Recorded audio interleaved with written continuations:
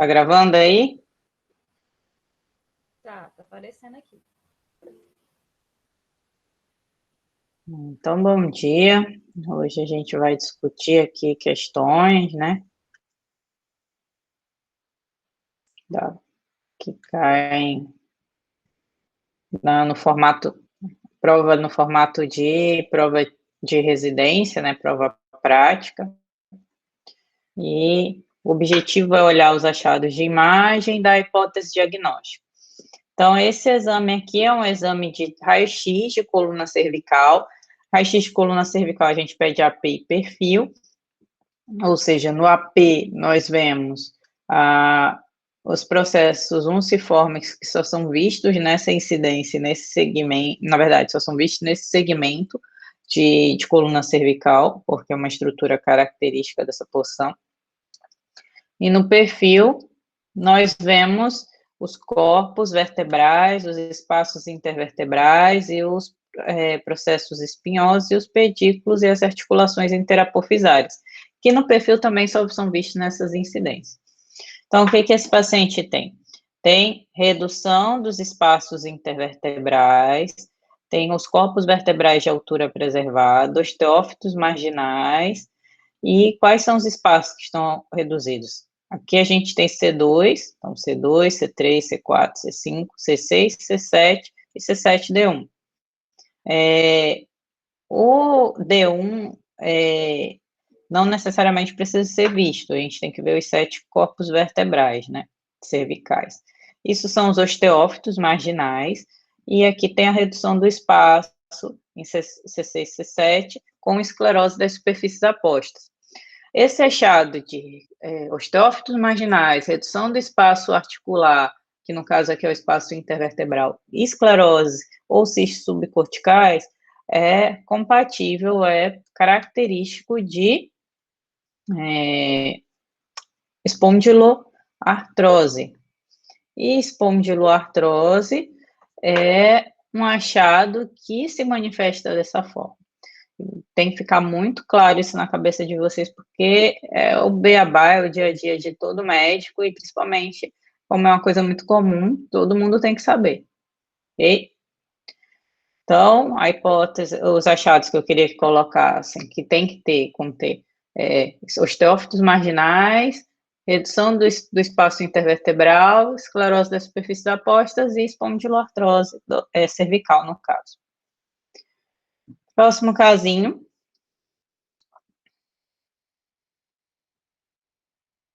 Primeira coisa que vocês têm que saber é qual é o exame que vocês estão vendo.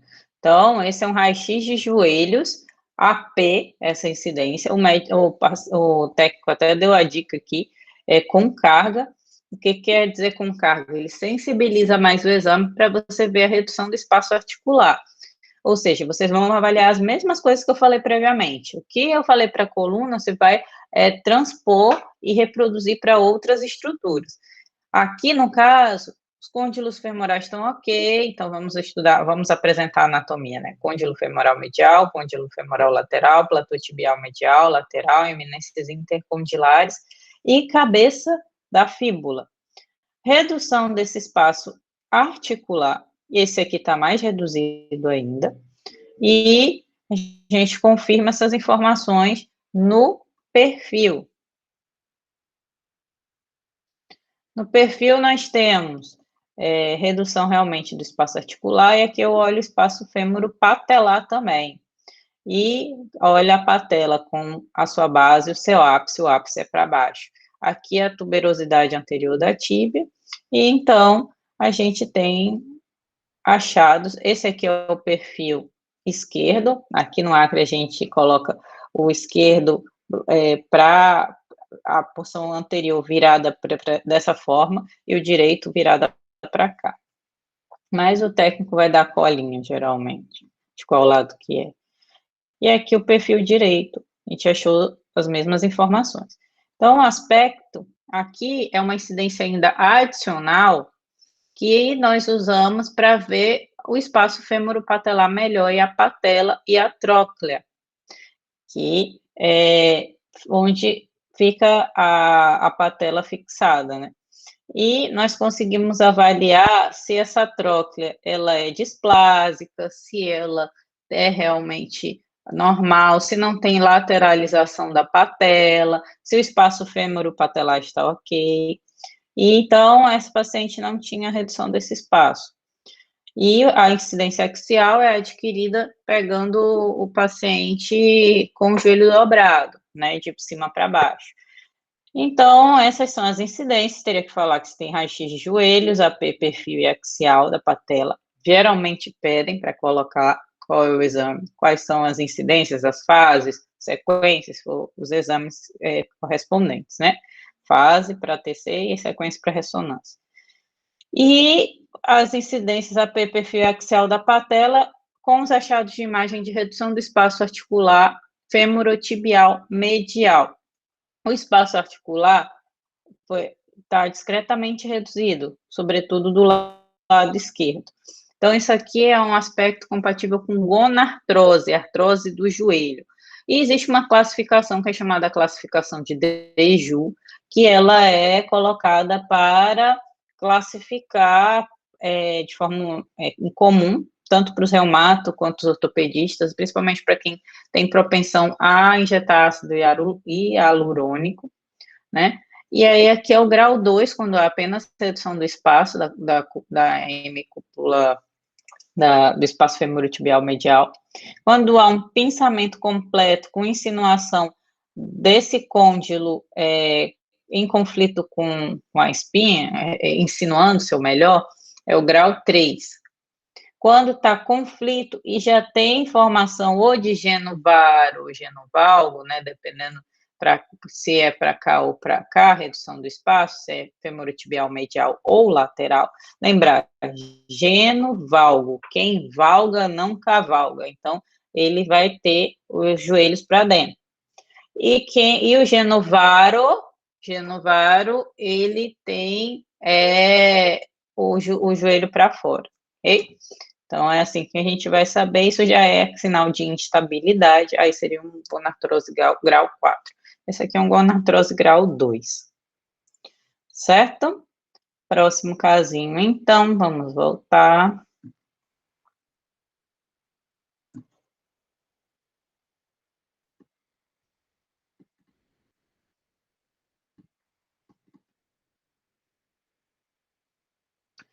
Paciente. Eu tô esquecendo de ler as historinhas para vocês, né? Dos casos. Deixa eu dar, mas assim, os dois primeiros geralmente são dor, né? Vou ler aqui. Casinho 1 tinha sido paciente masculino, 53 anos, com dor insidiosa na região cervical.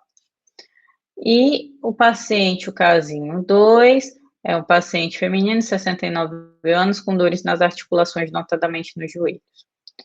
E o casinho 3, que é esse agora, paciente masculino, 18 anos, com tosse, dispneia e febre há uma semana.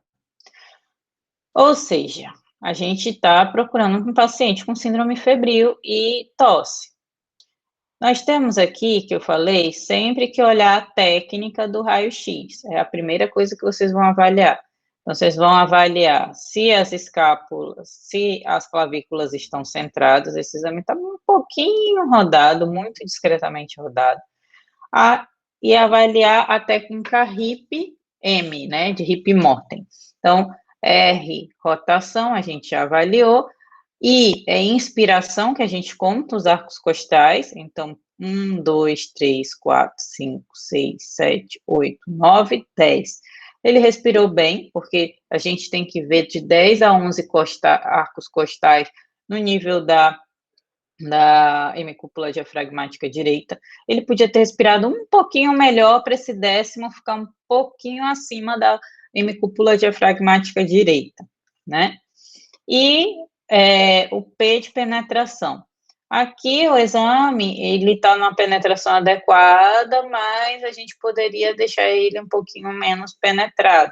Só que lembrar que esse é um exame digital, então eu consigo janelar esse exame. Aqui, claro, não porque foram imagens já processadas, né? Mas no sistema a gente consegue. E aí, aquilo que a gente conversou, olhar sempre o exame em zigue-zague, de cima para baixo ou de baixo para cima, comparando bilateralidade e simetria. Quando eu chego aqui, aqui tem coisa que aqui não tem. E o que que tem? A gente tem uma opacidade consolidativa, não homogênea, algo confluente, com apagamento da borda cardíaca esquerda, certo? E a borda cardíaca esquerda, quando apagada, significa que ela está no nível dessa borda. O pulmão e a alteração estão no mesmo nível, não estão atrás, que é, no caso, o lobo inferior que está atrás. O que está no mesmo nível é a língula. Além disso, há um pinçamento, há uma atelectasia com pinçamento da hemicúpula diafragmática esquerda. O que faz esse pinçamento geralmente é a atelectasia. Lembrar que isso aqui é um sinal de atelectasia. Existem os sinais diretos e os indiretos, né? Esse aqui seria um sinal já mais direto. Passando para o próximo. Além disso, a área cardíaca de dimensões normais e seios costofrênicos, os excessos laterais estão livres. Passando para o próximo slide, que será o perfil, a gente realmente confirma que a alteração está no nível da área cardíaca. Então, a hipótese diagnóstica radiológica é consolidação no lobo médio e a hipótese clínica, diagnóstica clínica final é de uma pneumonia para esse paciente, seja ela viral ou bacteriana. Lembrar que esse aspecto ele é mais pneumonia bacteriana, né? Consolidação. Pneumonia viral, a gente tem mais padrão de vidro fosso, que pode ter consolidação associada, poderia ser um padrão indeterminado. Mas para pacientes com COVID, a gente pede tomografia computadorizada para confirmar, ok? Nesse caso aqui, então, a gente tem provavelmente um paciente com pneumonia. Então, essas seriam as hipóteses. Aproveitando o casinho, vamos olhar mais. Então, nós temos aqui terço superior, terço médio, inferior dos pulmões. Lembrar de transpor aquelas linhas das fissuras, e aí nós temos que aqui a gente tem o lobo superior. Se for do lado direito, né, a gente, no encontro das fissuras, no nível da área cardíaca, temos o lobo médio, e atrás nós temos o lobo inferior. Agora, do lado esquerdo, só tem uma fissura, o que está para cima é o lobo superior da fissura e atrás inferior. E no nível da área cardíaca, a língula, como a gente conversou, que é onde a opacidade está se projetando. E, finalmente, nós temos o mediastino posterior com a sua coluna, a coluna, né, do paciente, e a gente olha os recessos posteriores dos seios costofrênicos para ver se eles estão livres, ok? Então, o que seria o gabarito, qual seria a resposta desse casinho? Você falar que tem uma consolidação no lobo, na língula, e a hipótese diagnóstica, uma pneumonia para esse paciente, ok? Casinho 4.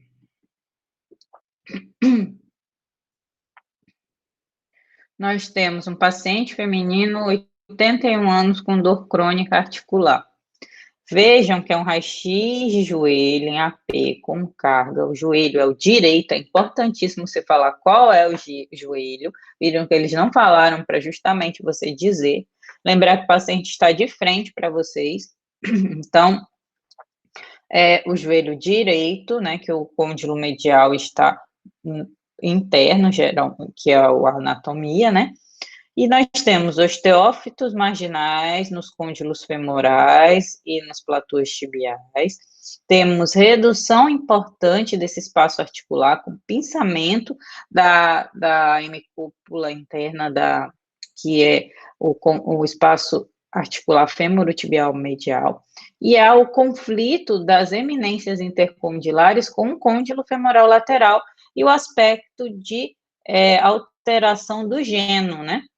Então, esse paciente, ele já tinha lembrar, quem valga não cavalga, né? E aí, ele já tinha uma alteração da estabilidade do joelho por conta dessa doença que está determinando tudo isso. No perfil, nós confirmamos a importante redução do espaço fêmuro-tibial medial, a esclerose subcorticais das superfícies apostas e tem redução do espaço fêmuro-patelar.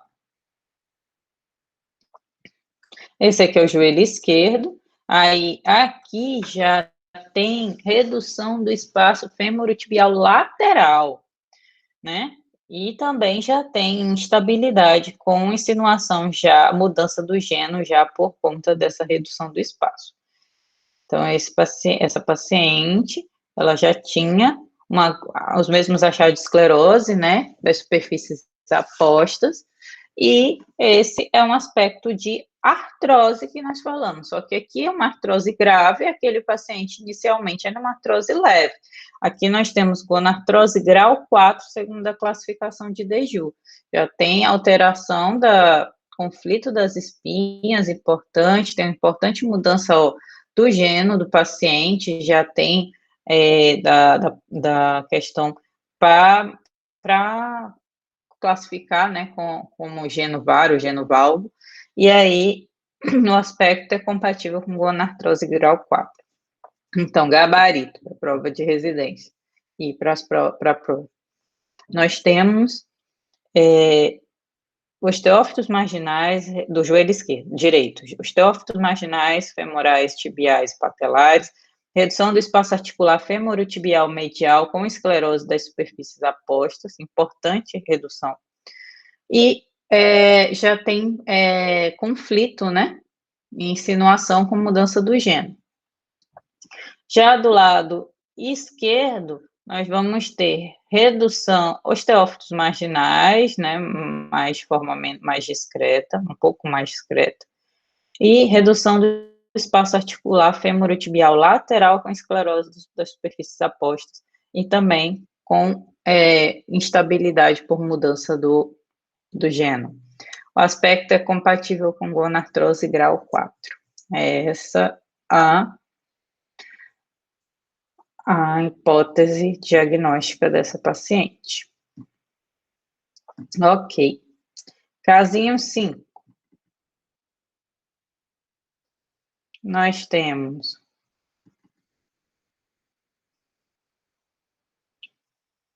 paciente, gênero feminino, de 81 anos, com lombalgia crônica. Lembrar que a gente tem que olhar qual é o exame que se trata, né? Um raio-x de coluna lombar na incidência AP. Essa não é a melhor incidência, mas a gente já está vendo que tem redução dos espaços articulares das sacroiliacas com esclerose das superfícies apostas, então tem alterações degenerativas nas sacroiliacas. Lembrar que tudo isso que eu falei de redução do espaço articular, esclerose das superfícies apostas e os teófitos são achados compatíveis com artrose, né? Com alterações degenerativas. Nós temos os corpos vertebrais de altura preservada por aqui, mas a gente vai confirmar isso no perfil. Então, a gente consegue já olhar que tem os teófitos marginais aqui, mas a gente vai confirmar todas essas informações no perfil, que é a próxima incidência. E no perfil nós vemos a altura dos corpos vertebrais, a questão da posição, se não há escorregamento de vértebra, e os espaços intervertebrais. Na questão do alinhamento, que é isso aqui que determina, que é o eixo atrás aqui, nós temos a questão de avaliar sempre a vértebra superior em relação à inferior. Então, a gente vai continuando, quando chega aqui em cima, a gente vê que essa vértebra está um pouquinho afastada posteriormente, ou seja, uma retrolistese. Toda vez que houver um afastamento da vértebra, é uma retrolistese. Uma insinuação anterior é anterolistese, ou seja, nós temos uma retrolistese de qual vértebra? O ideal é contar de cima para baixo, mas como a gente não tem as vértebras superiores, a gente vai contar de baixo para cima. Então, L5, L4, L3, L2, L1. há uma retrolistese, grau 1 de L1. E como é que eu sei os graus? Eu divido a vértebra em 4 porções, o meio é a primeira porção que a gente divide, depois vai dividindo os outros quartos, né? E aí nós temos que aqui, então, é grau 1. Se for só até 25% da vértebra, grau 1, até 50% grau 2, 75% grau 3 e grau 4, 100%, e quando a vértebra cai totalmente é o grau 5, que é aí dá um sinal chamado cabeça do chapéu de Napoleão. É importante falar isso para vocês, porque pode cair em prova de residência esse nome do chapéu de Napoleão. Na aula de músculo esquelética, a gente vai voltar a falar sobre isso. Além disso, tem redução de praticamente todos os espaços intervertebrais, sobretudo, notadamente, de 5, 4, 3, 2, L2, L3, e de L5, S1, onde há esclerose das superfícies apostas e alterações degenerativas. Ok, além disso, tem artrose interapofisária lombar inferior, que não é a melhor incidência para ver, a melhor incidência nas lombares é a oblíqua para ver a interapofisária, mas a gente consegue ver. Voltando aqui para o AP, quando tiver uma irregularidadezinha nessa região, é duas coisas, ou é espondilólise, que é interrupção, solução de continuidade nas articulações interapofisárias, ou é artrose interapofisária. As duas situações levam ao escorregamento da vértebra. Essas são as duas situações que há uma instabilidade da articulação interapofisária e isso faz com que a vértebra escorregue. Porque a articulação interapofisária, ela faz isso aqui, ó, impede que a vértebra escorregue. Quando ela está rompida pela degeneração, no caso uma artrose, ou por uma solução de continuidade, como uma fratura, uma espondilólise, aí você tem a vértebra escorregando. Ok. Próximo casinho. Paciente masculino, 63 anos, com dispneia progressiva nos últimos 4 dias.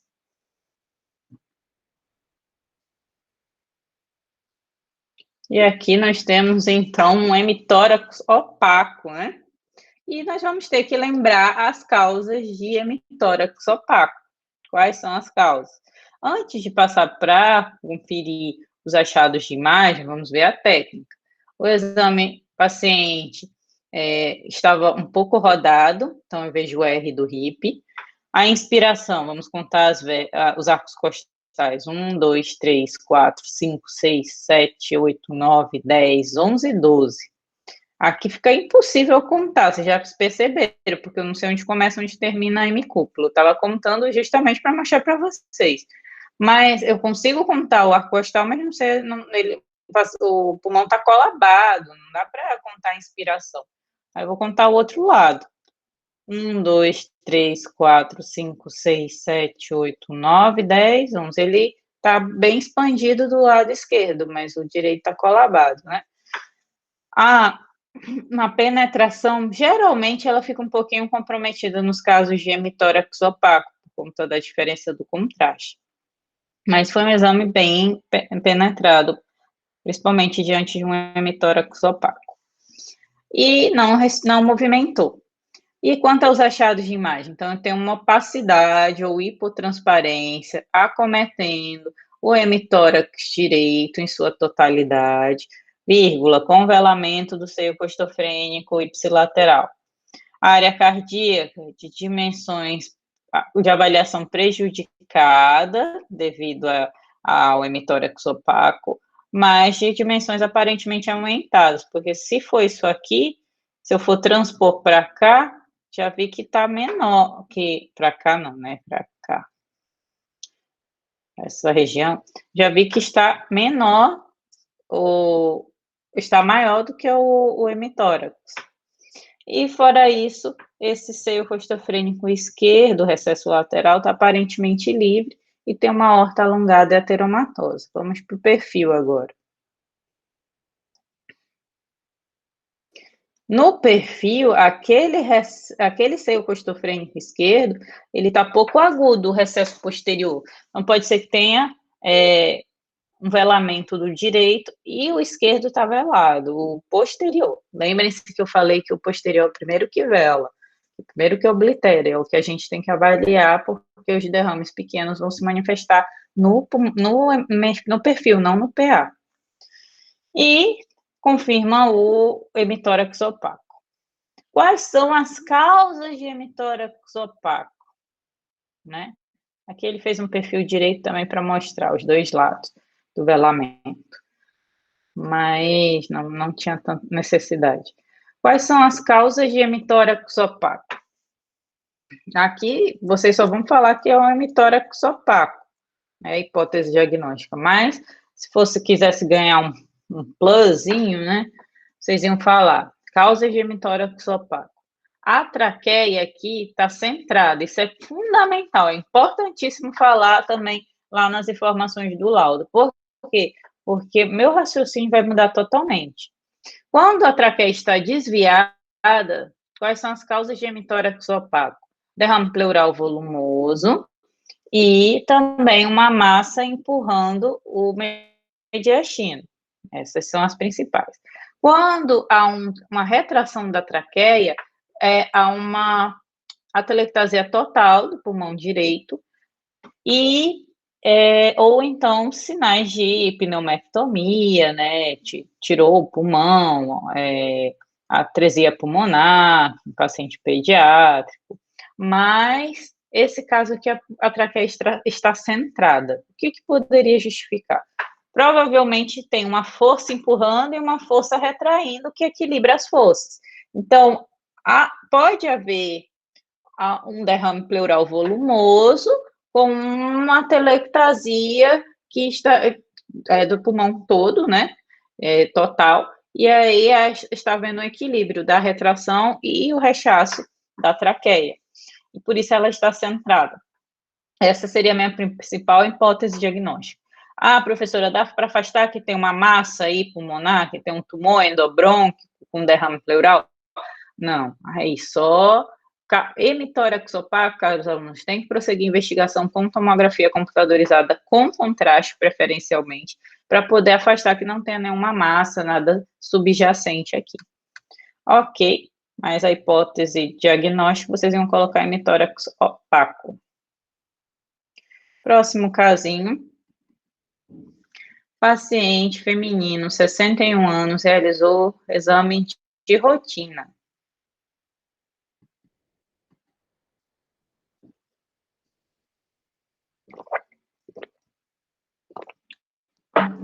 Que, na verdade, ela omitiu para vocês que ela tem uma hipertensão pulmonar, que ela tem uma insuficiência cardíaca, né?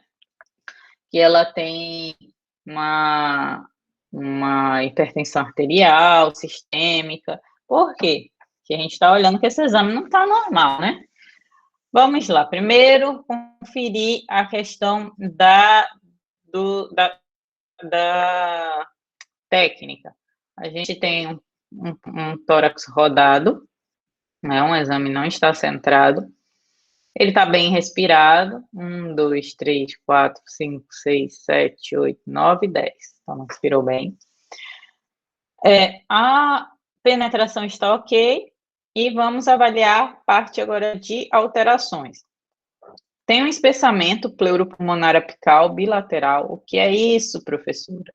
É uma linhazinha branca que aparece aqui, ó. É difícil para ver, mas está aí. Ah, professora, eu não consegui ver. Bom, dependendo da projeção, se for uma prova de residência que seja projetada em slide, né, como antes era, né, presencial, aí eles poderiam até deixar passar batido isso aqui. Mas, assim, se for no computador, se for com uma resolução boa para ver, eles vão ser mais criteriosos, né? Eu vou ficar brava com vocês se vocês não virem isso. Por enquanto, não, mas para a vida, sim. Infiltrado intersticial bilateral, que é isso?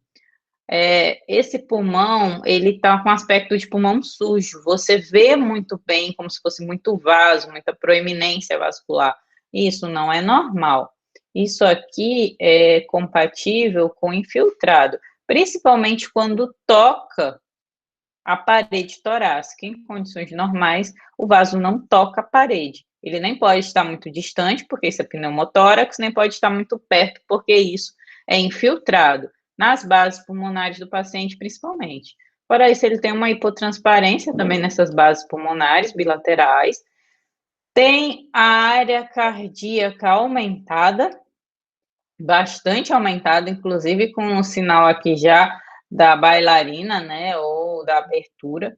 E nós temos, fora isso, ainda no pulmão, voltar aqui, sair do coração e voltar aqui para o pulmão, ele tem umas imagens ovaladas, hipertransparentes, de aspecto areolar.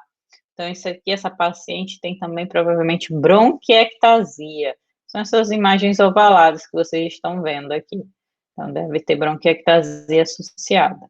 Tem uma proeminência hilar bilateral, aorta alongada e os excessos laterais de seios costofrênicos pouco agudos. Se você colocar obliterado, também considera. Mas no perfil não está obliterado, então provavelmente é pouco agudo mesmo, porque quando está obliterado no PA, tem que estar obrigatoriamente no perfil, se for derrame, se for alguma coisa realmente preenchendo esse recesso, né? O posterior vai preencher primeiro. E confirmam-se os outros achados que a gente conversou previamente. Então, quais são as hipóteses para essa paciente? Ela tem alguma doença intersticial pulmonar, né, associado a um aumento da área cardíaca, que sem clínica fica difícil de vocês falarem, né, que seja insuficiência cardíaca e tudo. Mas essas são as hipóteses diagnósticas para vocês. Apenas descrevendo esses casos, vocês já responderiam a pergunta também, né? Próximo casinho.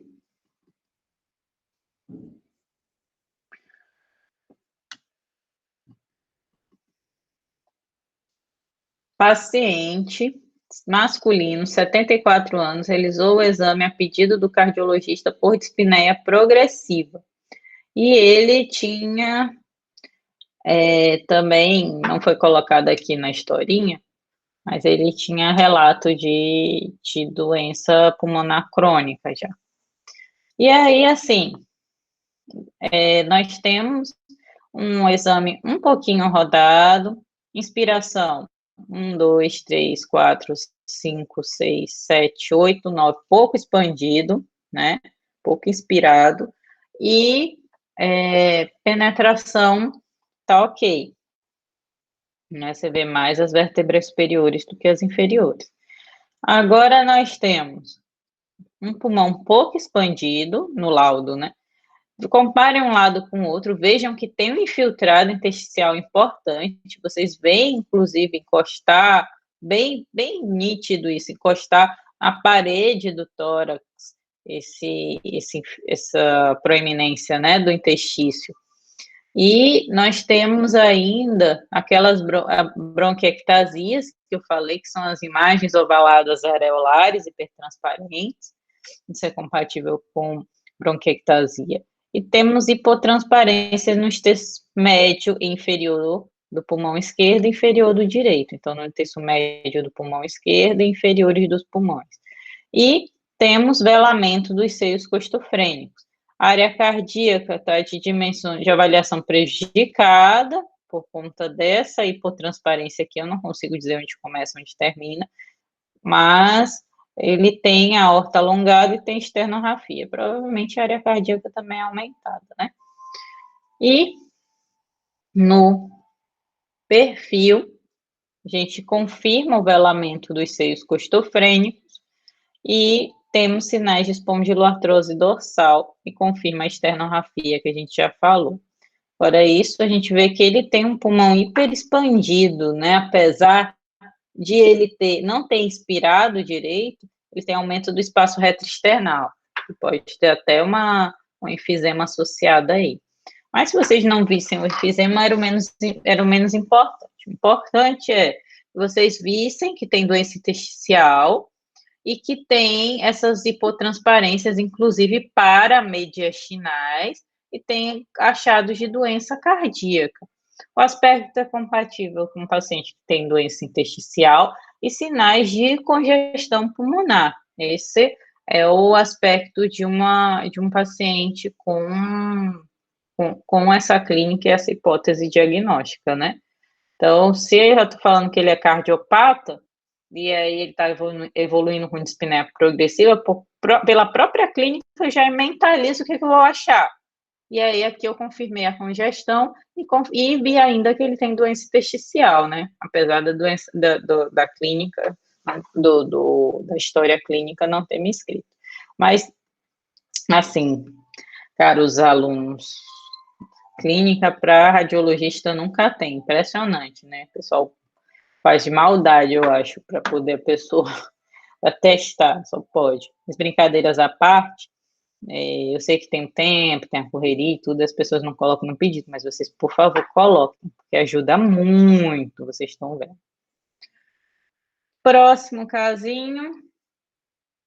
Paciente, 54 anos, realizou o exame a pedido do ortopedista. E aí nós temos um raio-x de coluna dorsal, né, no AP e no perfil. E nós vemos que tem parafusos, né, isso aqui se chama artrodese. Então, nós temos uma artrodese com parafusos transpediculares. Quais níveis? Aí a gente conta, ó. 1, 2, 3, 4, 5, 6, 7, 8, 9, 10, 11, 12, 1, 2, 3. Então, 11, de 11 a L3, né? A gente confirma aqui. 11, 12, 1, 2 e o 3 ele cortou porque era da dorsal, esse raio-x, né? Mas a gente vai para a lombar agora e confirma, ó. Então, 11, 12, 1, 2, 3. Isso aí. E aí, L4, L5 aqui. Aproveitando o AP para mostrar uma nota, uma observação, tem clipes metálicos no hipocôndrio direito, que é um achado adicional, né, que entram naquele ABCDE no último, nos esquecidos. E nós temos em L5, L4, L3, L2, L1, D12, D11. No perfil eu consigo ver que aqui em L1 tinha um colapso dessa vértebra parcial, tinha uma redução da altura dessa vértebra. Provavelmente isso aqui foi um trauma, fratura, e essa vértebra escorregou, teve retropulsão do muro posterior, o nome dessa parte da vértebra é muro posterior, e aí ela escorreu para trás e o paciente teve que ser submetido a essa cirurgia para fixar essa vértebra para ela não correr, né? E aí nós temos corpos vertebrais, demais corpos vertebrais de altura preservada, osteófitos marginais e uma redução desse espaço aqui de D12L1. Ok, então era isso que vocês iriam ver. Ok.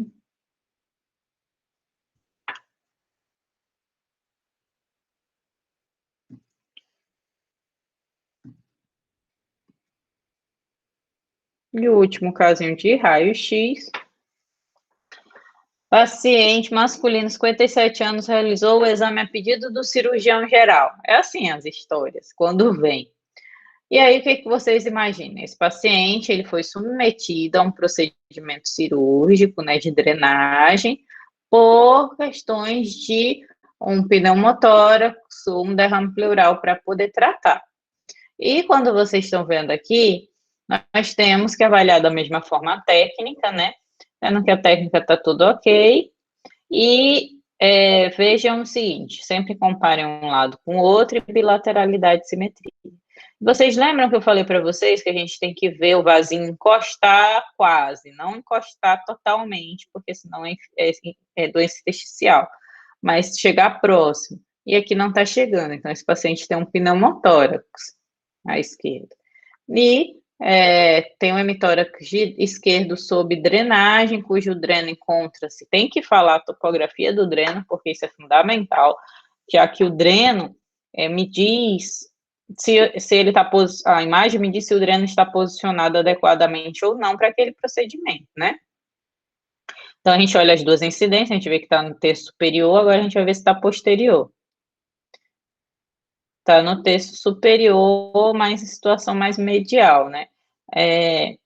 O ideal, se for pneumotórax, é estar no terço posterior superior, né, superiormente, e o derrame depende do volume. Claro que ele, se tiver mais para trás aqui, vai drenar direitinho, e com o passar do tempo, você vai retraindo o dreno para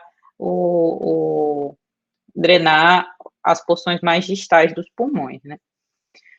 Mas, enfim, nós temos então que o pulmão está parcialmente expandido e tem esse dreno, o pulmão direito está expandido adequadamente, a área cardíaca está, mediastino está centrado, isso é importante para saber se não tem nenhuma instabilidade por conta do pneumotórax, mas é um pneumotórax pequeno, não vai ter mesmo, e a área cardíaca está normal. Isso aqui é gaze, que toda gás, essas imagens, toda vez que vocês virem essas imagens alongadinhas em volta de um ferimento, de alguma estrutura que está imobilizada, isso é compatível com gás, ou com pressa, que a gente justamente existem essas imagens radiopacas para poder evitar a gente detectar toda vez que tiver uma suspeita de esquecimento, de atrogenia por conta de compressa, a gente saber identificar se ela está lá ou não. Mas, dando continuidade aqui, esse exame ele poderia ter sido feito um pouquinho melhor, de forma que não perdesse essa hemicúpula direita. Isso às vezes é pegadinha mesmo da prova, para que o recesso, para você falar que o recesso o exame não foi bem feito tecnicamente. Mas aqui do outro lado, aqui está livre, certamente, né? A gente vai olhar no perfil. E aqui no APA, o recesso lateral do seio costofrênico esquerdo está pouco agudo, pode ter um derrame subpulmonar aí, que é confirmado no perfil. Então, há um velamento do seio costofrênico esquerdo, sim. Veja a diferença. Aqui no esquerdo, eu vejo que tem bastante derrame, assim, claro que é um derrame pequeno ainda, mas que lá no perfil, no PA não aparece. É isso que eu sempre falo para vocês. E aqui o perfil confirma que não tinha nada do lado direito, então não tem nem problema não ter cortado um pouquinho ali. E é isso, caros alunos. Além disso, a gente tem, então, descrevendo, tem uma hipotransparência no terço inferior do pulmão esquerdo, do hemitórax esquerdo, associado a velamento do seio costofrênico correspondente. Ou seja, para a prova gabarito, tem que colocar que tem o dreno, qual é a localização, a hipotransparência no terço inferior do pulmão esquerdo e o velamento do seio costofrênico. Ok. Agora, passando para... Na verdade, esse é o último casinho, né, de raio-x. Paciente masculino, paciente masculino, 77 anos, com dispneia progressiva há 2 anos, e realizou o exame a pedido do cardiologista. Aí foi maldade com vocês, mas isso é a minha vida diária. Mas isso aqui, esse paciente é tabagista. Certamente, com toda certeza, e já foi. E você avalia a técnica rapidamente, né? Vai descrever a técnica se está ok, e já passa para avaliação da área, das alterações, veem que o pulmão está hiperexpandido, hiperinsuflado. Fora isso, há o aspecto do coração verticalizado, né? E tem a retificação das hemicúpulas diafragmáticas. Além disso, nós temos as atelectasias laminares, as estrias densas nos terços inferiores dos pulmões. E no perfil, nós temos aquelas hipotransparências que vocês estão vendo no terço médio e com aspecto atelectásico. Isso aqui é compatível com a atelectasia do lobo médio. Isso aqui é pegadinha da pegadinha mesmo, assim, muito. É só isso aqui de nada, às vezes nem aparece aqui. E aí no perfil você vê colabado. Fora isso, o paciente tem aquela hiperexpansibilidade pulmonar, tem um aumento do espaço retroesternal, tem retificação das hemicúpulas e os seios costofrênicos pouco agudos. Fora isso, ele tem uma imagem ovalada de aspecto nodular projetada no terço posterior, terço inferior e posterior do hemitórax. Ok? A aorta alongada é ateromatosa, então o aspecto é compatível com um paciente com enfisema pulmonar e a telectasia do lobo médio. Ah, professora, eu não consegui ver a telectasia do lobo médio de jeito nenhum. Mas vocês não viram nem a hipotransparência aqui? Aí, realmente, se vocês escreveram como hipotransparência, tranquilo. Agora, se não escreverem nada, aí fica complicado, porque dá para ver. Esse foi o mais bonito que eu já vi. Aqui e aqui. Se escrever uma hipotransparência no terço médio do pulmão direito, né? Aqui é o lobo médio que está colabado, tá ok. Ok? Então, take home, a telectasia do lobo médio, enfisema pulmonar, esse caso estava muito bonito.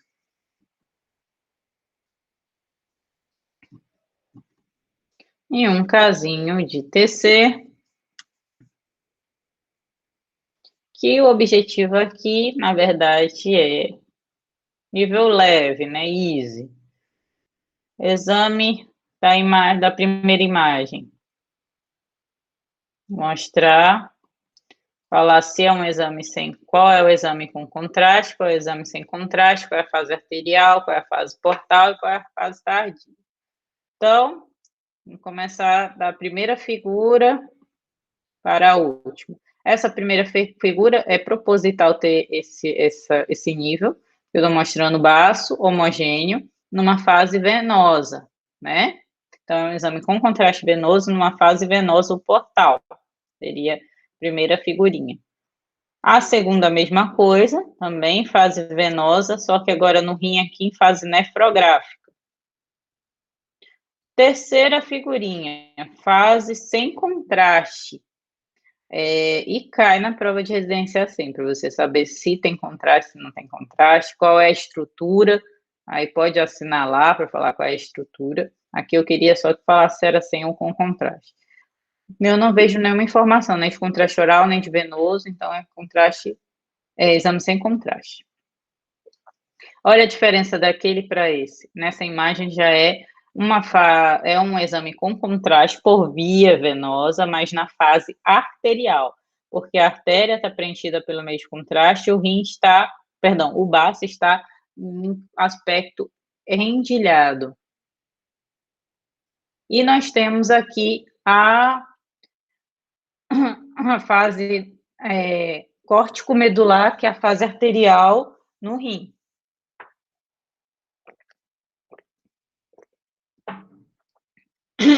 E a fase tardia, o mesmo exame com contraste, mas já na fase excretora ou tardia ou de equilíbrio. O contraste já está nos ureteres, ok? Então, só... Isso aqui foi facinho.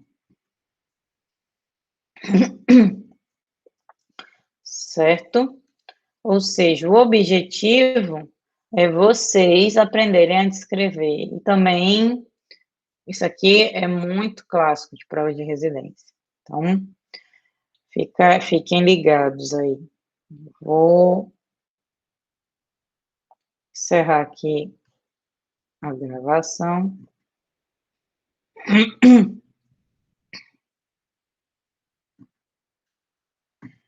E